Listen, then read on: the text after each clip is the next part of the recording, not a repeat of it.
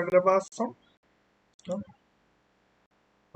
Matéria de Business Intelligence e Analytics, tá? Nós estamos no terceiro módulo do curso, né? Penúltimo módulo do curso, primeira matéria. Vamos começar. Business Intelligence. O que é BI, né? Que é Business Intelligence. Chegou uma pessoa, então vamos só aceitar aqui, aproveitar que está no início.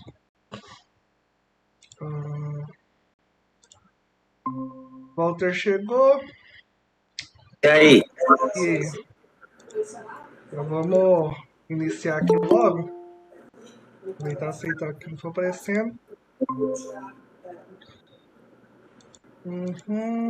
Isabela. À medida que for chegando mais gente, eu vou aceitando, pessoal. Beleza. Olá, boa noite, pessoal. Boa noite. É a matéria de Business Intelligence, né, desse terceiro módulo aí do curso. Primeira matéria. Vamos falar sobre o que é BI, tá, que é o Business Intelligence.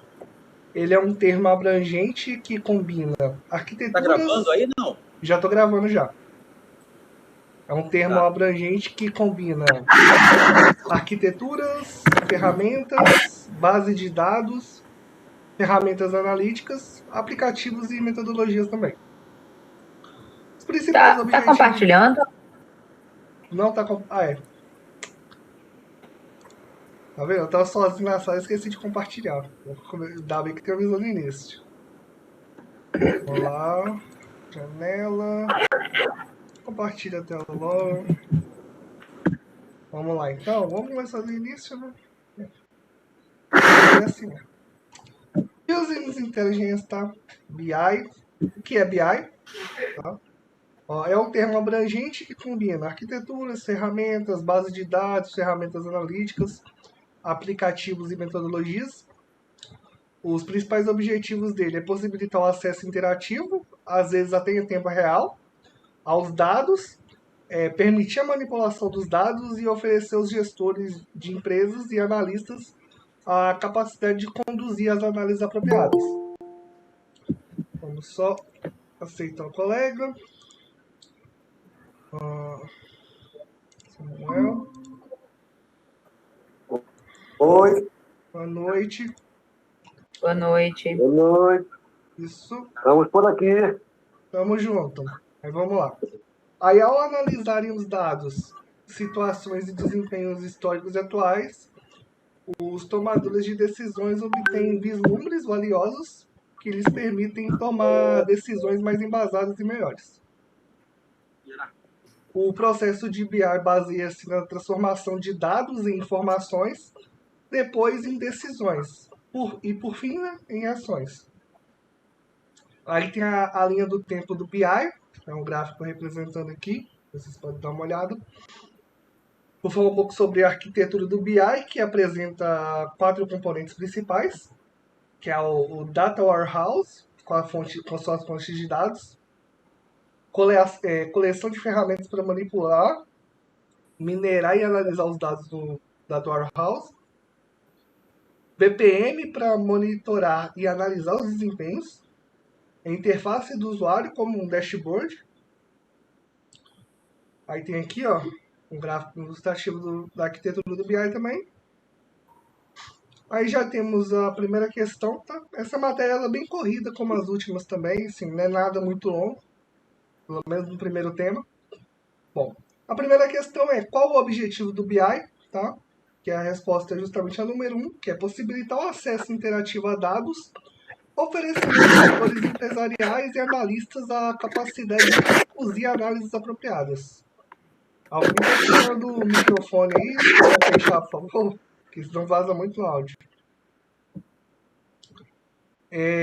Dados, informações, conhecimento e diferencial competitivo. Aí vamos lá. O que é um dado? Bom, aí vamos falar sobre a diferença de dado, informação e conhecimento. O dado é um registro solto, aleatório, sem qualquer análise. Vamos imaginar que o dado é uma... Vamos sei lá, vamos pôr que o dado é o carbono, exemplo, é um material bruto, tá? Os dados, eles são códigos que constituem a matéria-prima da informação, ou seja, é informação não tratada ainda, que ainda não apresenta relevância. Eles apresentam um ou mais significados de um sistema que isoladamente não pode transmitir uma mensagem ou representar algum conhecimento. Já a informação, né, o que é informação, ele é um dado interpretado. De acordo com Marley, 1996, página 117, abre aspas. A informação somente pode ser definida dentro do cenário, não fora dela, fecha aspas. Em outras palavras, a informação não é um elemento observável puro, mas um construto teórico. Quando entendemos um dado, transforma ele em informação, né? Ou seja, o dado sozinho, ele seria o carbono, já ele tratado e interpretado o que seria o diamante. Tá dando um exemplo bem tosco assim, mas eu acredito que seja de fácil analogia. Agora, o que é o conhecimento? Conhecimento é o resultado de um processo complexo e subjetivo da informação pelo indivíduo. Quando a informação é absorvida por um sujeito, ela interage com processos mentais, lógicos e não lógicos. Experiências anteriores, insights, valores, crenças, compromissos e vários outros elementos que fazem parte da mente do sujeito. Pois consciente não, ele usa o seu conteúdo psíquico para trabalhar a informação. Com base nisso, toma uma decisão de acordo com o contexto no qual ele está envolvido. Ou seja, vamos pôr, é um joalheiro, ele vai transformar aquele diamante num anel. Eu trabalho com outra coisa, transformar um diamante em outra coisa. Isso seria meio que a analogia do conhecimento. Aí chegamos no diferencial competitivo. Tá? Agora, como chegamos no diferencial competitivo? Para chegar, né, no diferencial competitivo, a gente começa com os dados, transformamos eles em informações e conhecimento e permitimos que os tomadores de decisão usem a sua inteligência para ganhar o diferencial competitivo. Temos a questão 2, tá? Que a pergunta é bem simples, que é o que é informação. Resposta 2 é o dado interpretado. A gente não tenha dúvidas. Aí tem um caso de uso, produto do gatilho. Tá? Aí procura de produto gatilho. Então, vamos lá.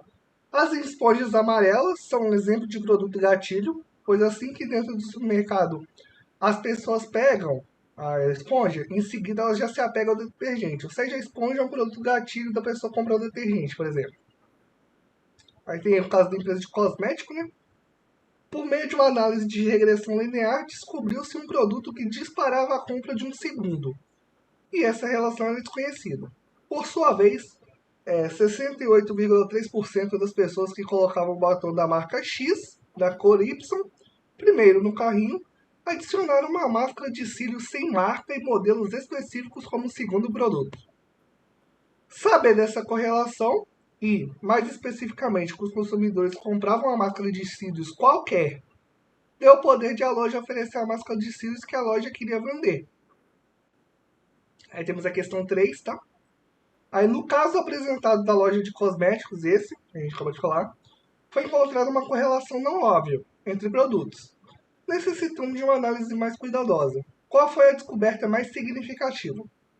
A resposta é a 3, tá? Que é a correlação entre um batom de cor específica e uma máscara de cílios qualquer, que proporciona, no caso, à loja o poder de sugerir máscaras de cílios mais interessantes para a loja, uma vez que não havia preferência por marca e modelo.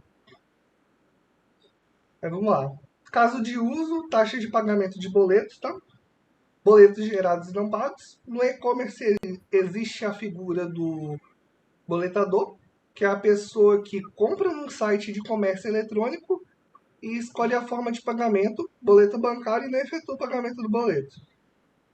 Essa prática é danosa para a loja, pois trava o estoque, impossibilitando que as outras pessoas realmente interessadas nos produtos consigam comprar. Com esse problema, foi solicitada a base de dados de uma loja de comércio eletrônico, contendo todas as vendas efetuadas como forma de pagamento, boleto bancário, entre 2007 e 2014, para que fossem analisados e se tentasse encontrar algum tipo de informação nesses dados. A fonte foi elaborada pelo autor, né, que é o professor, como os slides. originais. O gráfico dos boletos. Aí vamos lá, a análise. Observando os dados entre os dias 20 e 28, vemos que existe uma queda acentuada. A partir dessa queda foram geradas hipóteses para esse comportamento. A hipótese com maior citação entre os envolvidos na análise se trata de final de mês, quando as pessoas não dispunham do dinheiro. Com essa hipótese levantada, a força-tarefa foi montada para telefonar os clientes que não pagaram os boletos para entender o motivo, e a hipótese foi confirmada. Com a hipótese confirmada, a empresa tomou medidas de marketing específicas para os dias do mês em que a taxa de pagamento do boleto é menor. A empresa ganhou mais um diferencial competitivo. Né? Questão 4. Tá? Quais dados foram necessários para fazer a análise de percentual dos boletos pagos que a gente viu? O dia do mês e a taxa de pagamento do boleto foram os dados necessários. Aí o caso de uso é a análise de faturamento aqui. Aí tem todo um fluxo de taxa de conversão, vocês podem avaliar a imagem. Aí recuperação de venda dada como perdida. Analisando os dados de conversão, que foram aqueles acima, notou-se que cerca de 17% das compras feitas por meio de cartão de crédito eram negadas pelo adquirente. Qual era o desafio? O desafio é diminuir esse percentual. A conclusão disso. Foram decididas as ações, né? Após a implantação das ações decididas, a empresa ganhou um dia a mais de faturamento dos meses ordinários. A análise de dados e ações tomadas conjuntamente resultam em ganhos consistentes. Temos a questão 5. Para começar a ter uma visão clara das informações, o que foi mais importante no início? Uma vez que já possui os dados. Organizar os dados, tá? Resposta número 2. Importância do BI nas empresas. Ele, dentro das corporações, ele atua como uma ferramenta estratégica, oferecendo o suporte necessário aos gestores em elaboração e execução do planejamento da empresa. Ajuda também a construir um planejamento futuro baseado em observações cuidadosas fornecidas por todo um histórico do negócio, formado por dados obtidos a partir das mais diversas fontes. Com o resultado de todo o levantamento de dados e avaliação, torna-se possível compreender e mensurar com mais clareza todo o funcionamento e desempenho da empresa, identificando pontos fortes e fracos. Atuando em cima de falhas e acertos, os gestores conseguem aprimorar processos e minimizar os erros em operações futuras. Agora vamos falar sobre os benefícios do BI. Bom, quais são os benefícios? Eles são muitos e colaboram bastante para o negócio. A tomada de decisão de forma mais pautada, minimização de riscos, utilização de acontecimentos ao invés de achismos, velocidade nas respostas, previsão através de tendências, diminuição de custos, aumento dos lucros. Temos a questão 6.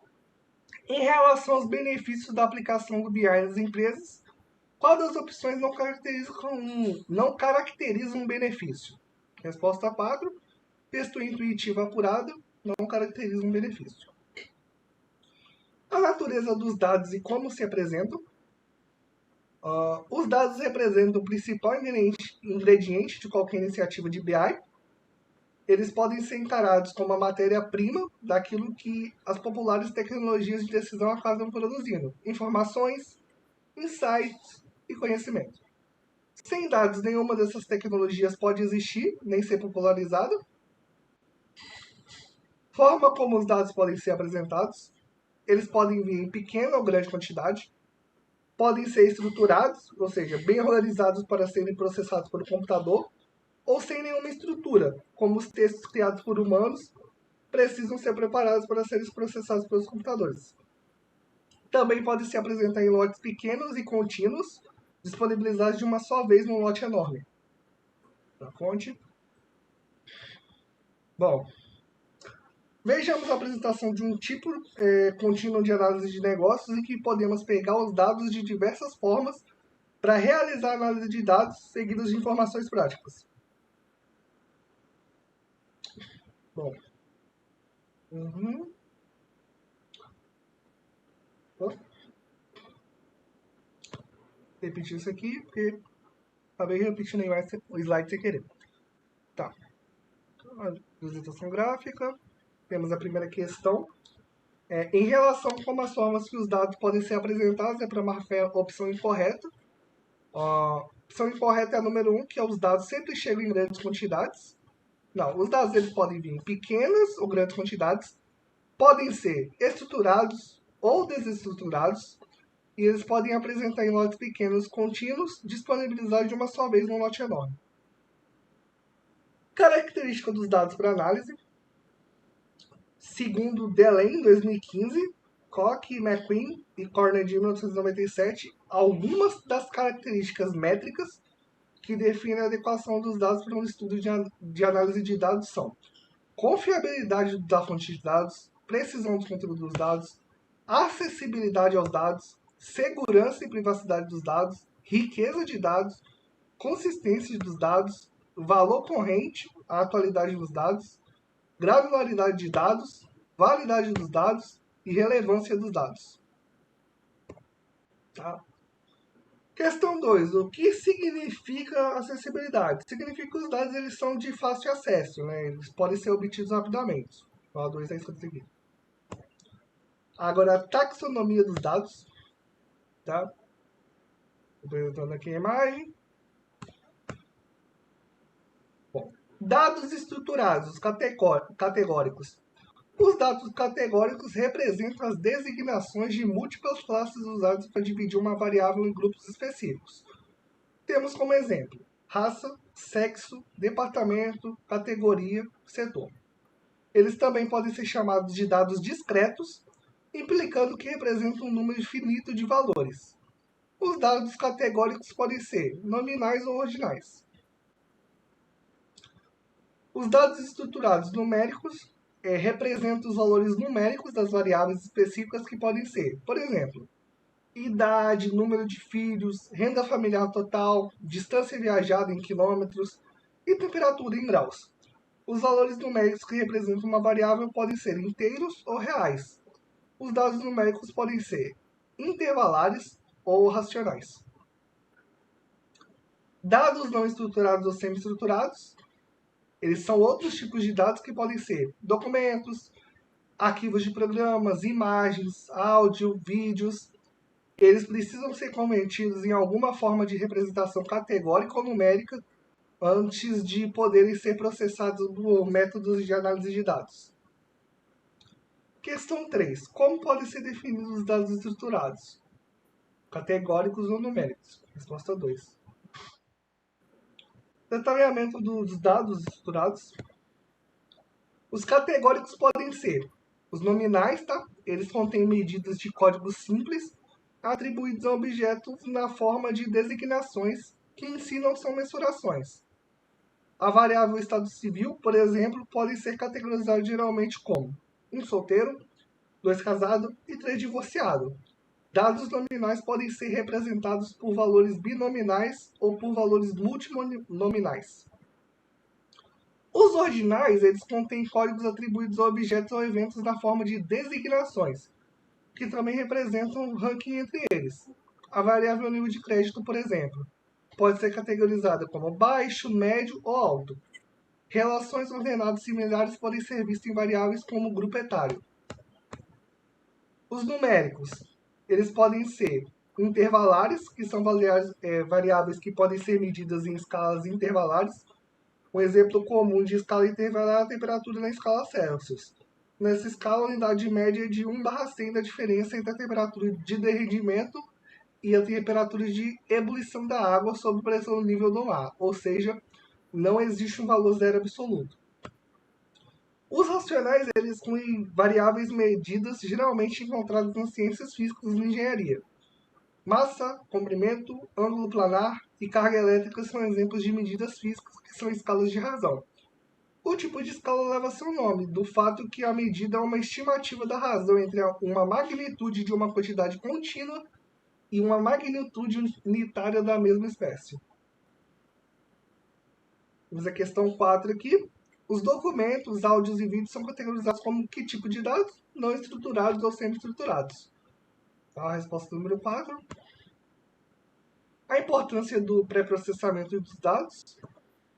No mundo real, os dados costumam não estar prontos para serem usados em tarefas de análise de dados. Eles costumam estar sujos, mal alinhados, excessivamente complexos e imprecisos. Um processo longo e demorado, denominado pré-processamento de dados, é necessário para converter os dados brutos do mundo real numa forma bem definida para algoritmos de análise de dados. Tem as tarefas do pré-processamento. O pré-processamento tem como função consolidar dados, limpar dados, transformar dados, reduzir dados. Tá?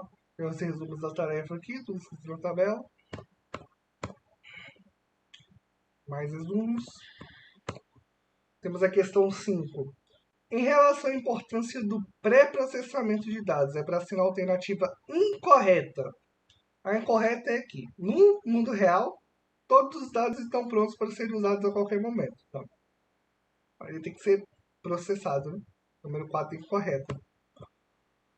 Conceitos diferentes de dados. Quando o CEO ele faz uma pergunta, qual foi o valor total de vendas das empresas no mês passado?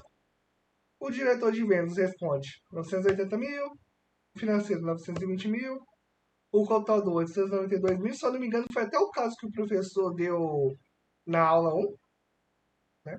Mas vamos repassar aqui. Quem está certo? Todos estão, porque cada um em sua realidade, tá?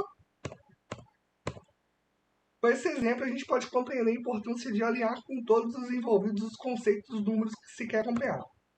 Pois pode ser que, para o vendedor, o valor total de vendas é o que ele vendeu e foi faturado, independentemente se houve devolução, o esforço de venda foi atingido.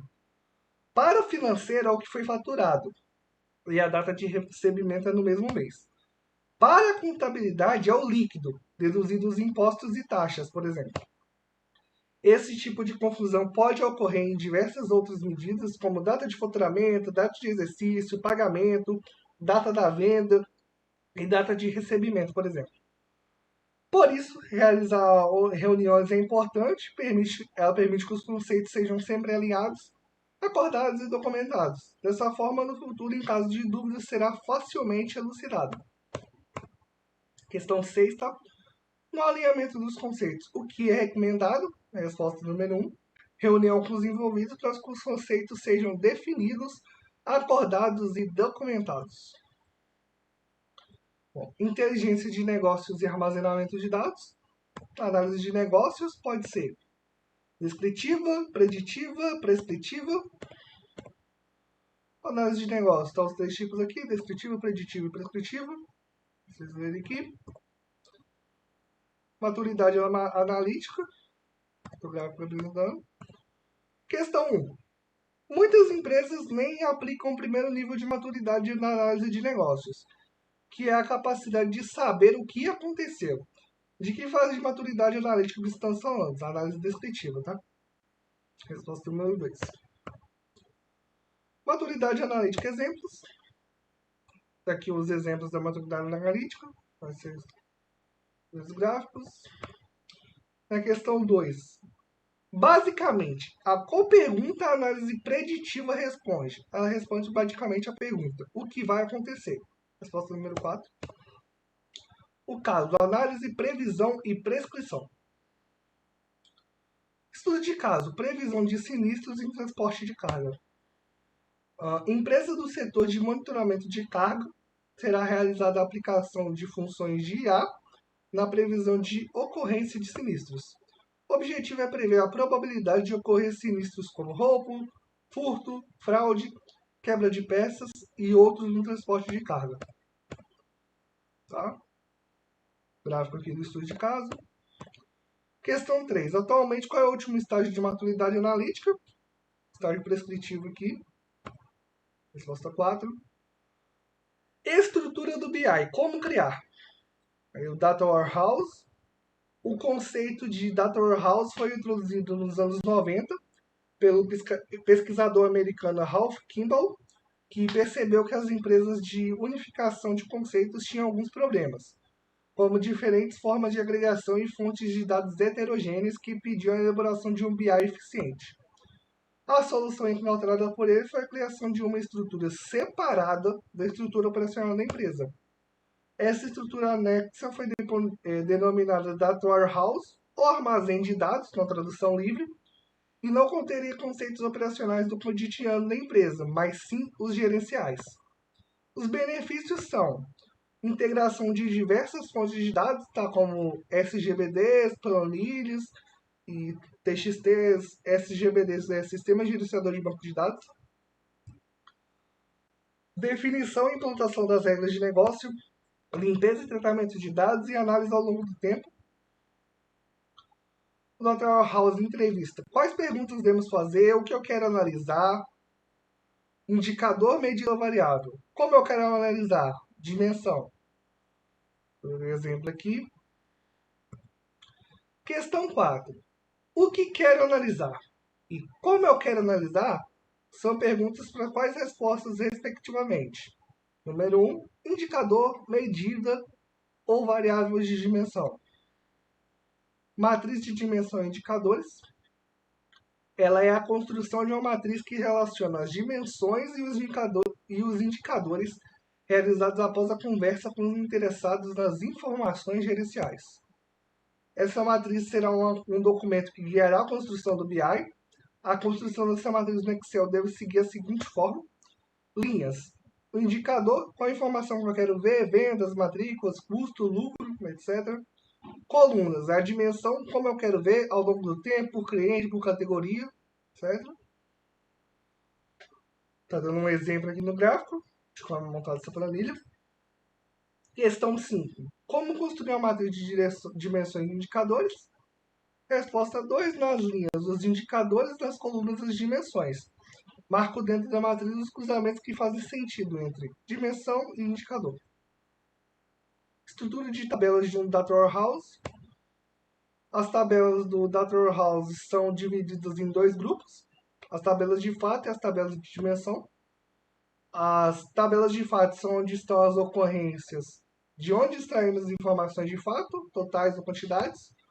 Quando acontece um determinado indicador, isso é registrado na tabela de fato, ou tabela de ocorrências. Já as tabelas de dimensões filtram as tabelas de fato, possuem as variáveis categóricas. Como identificar as tabelas? Como identificar as tabelas de fato com base na matriz de dimensão e indicador? Temos indicador 1 e indicador 2, relacionados às mesmas dimensões, 1, 2, 3, 4, 5. Esses indicadores fazem parte de uma mesma tabela fato. As dimensões 1, 2, 3, 4, 5 devem ser chaves primárias da tabela, ou seja, um identificador único, que identifica a dimensão, como o código do produto, código ou CPF do cliente. As chaves primárias identificam a linha da tabela. Não podemos ter uma tabela de dimensão com 2 linhas com as mesmas chaves primárias.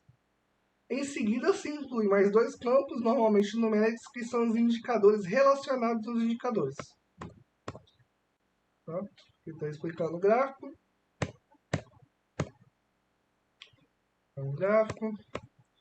Questão 6. O que determina uma tabela de fato quando extraímos a matriz de dimensões e indicadores? Resposta 3. Os indicadores de dimensões que possuem os mesmos cruzamentos. Exemplo prático de construção de um BI. Aí tem um caso da prática que dá o exemplo.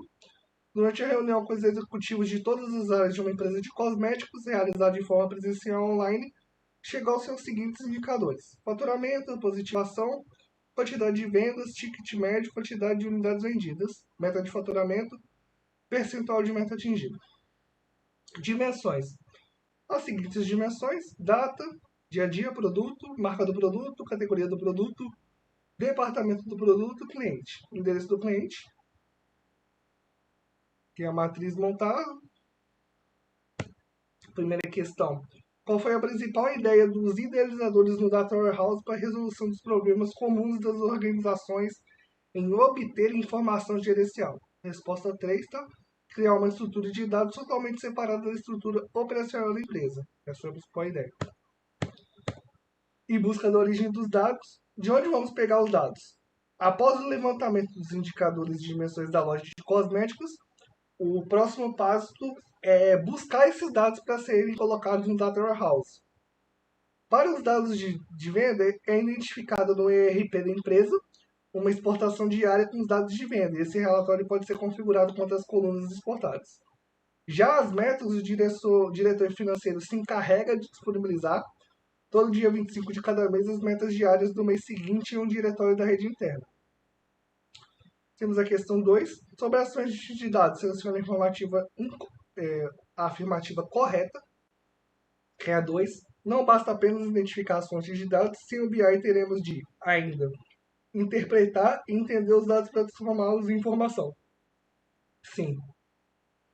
Fatos em dimensões extraídos das fontes de dados. Tá? A identificação do trabalho de dimensões aqui. O relacionamento das tabelas de fatos de dimensão. Questão 3. Quem vai ser a chave primária da tabela de dimensão? Vai ser a entidade de nível mais baixo.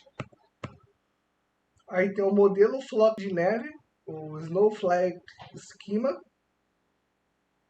A apresentação dele aqui.